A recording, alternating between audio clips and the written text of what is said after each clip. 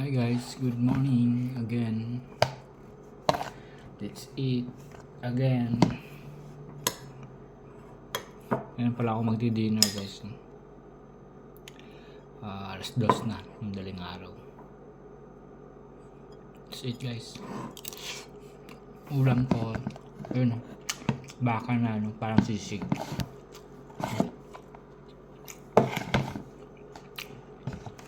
Tapos may sauce ako ng curry dito. Yan. Itong oras na tayo lagi nakaka-uwi, no? Pag galing trabaho. Kain tayo guys.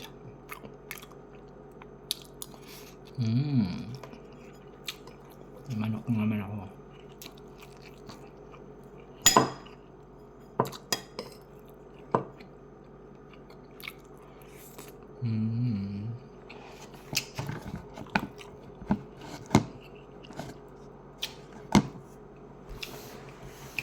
Basta kayo dyan guys, sana ay sa maayos ang inyong mga lagay.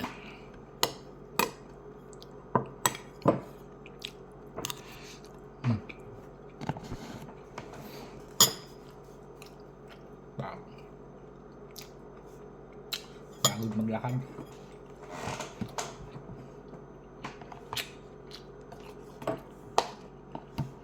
Asa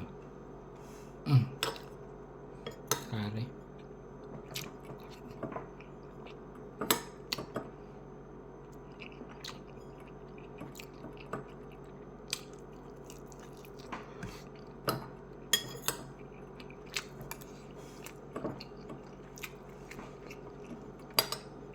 Para sa mga tatanong guys kung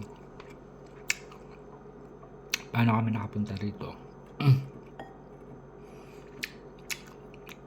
Dati kasi way back to 2014 dito na ako galing. Ngayon yung employer ko dati, yun pa rin yung nag-sponsor. Kaya dito na kami ngayon. Pero hindi yung libre kasi gumastos kami. Malaking gastos namin. Nasa more or less nasa 800 mga ganun. Family of 4. Laki no? Pero yun, hindi naman lahat na gumagastos kayo, no? Yung iba naman walang gastos. Sa amin kasi yun, may consultant kami. Bayad kami ng consultant nasa 10k dollar. So ayun, tapos ang government fees, medical binayaran namin St. Luke nasa 60. 60, apat kami. Tapos ticket papunta rito, sagot rin namin siyempre. Sa more or less 8k dollar. Ano pa ba? Bahay 1 month deposit, 1 month advance. I mean half month deposit, 1 month advance. Sa 3k dollar, diba? Laki. Basta more or less nasa 100k.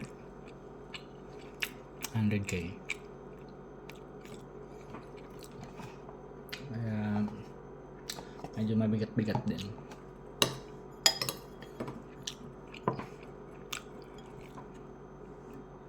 Saan ba kami kumuha ng pera? Siyempre, sumideline muna ako. Joke lang.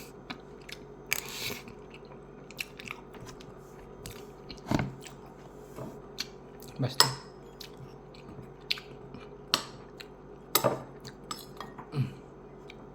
Wala na kami yung ano, no? Utang.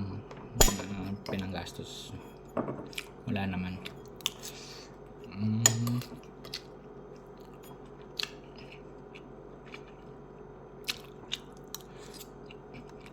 Kailangan pag pumunta ka dito, guys, kailangan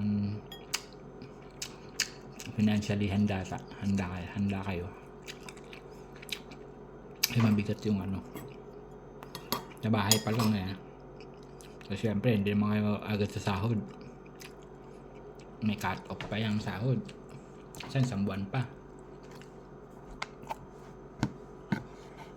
kaya kailangan handa.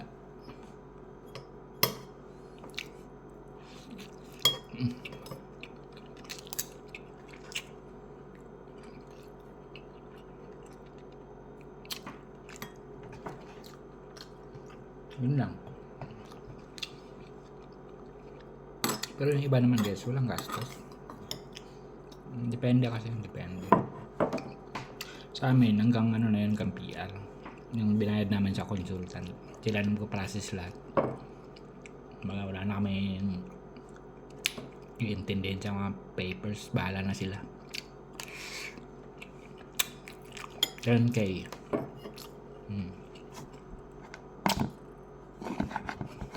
Pwede namang mag-DIY, no? Para sa ayaw magbayad, pwede namang mag-DIY. May choice naman. Nga lang, pag di mo naman alam, may pambayad ka naman, bayad ka na lang.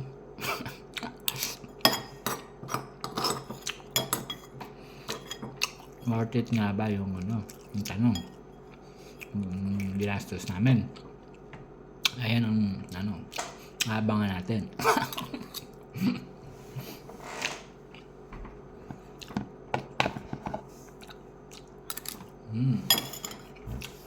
Yan lang, guys. Next time naman, tapos na ako kumain eh. Bye bye. Comment kayo, guys, pag gusto nyo magpa-shoutout, shoutout ko kayo. Bye.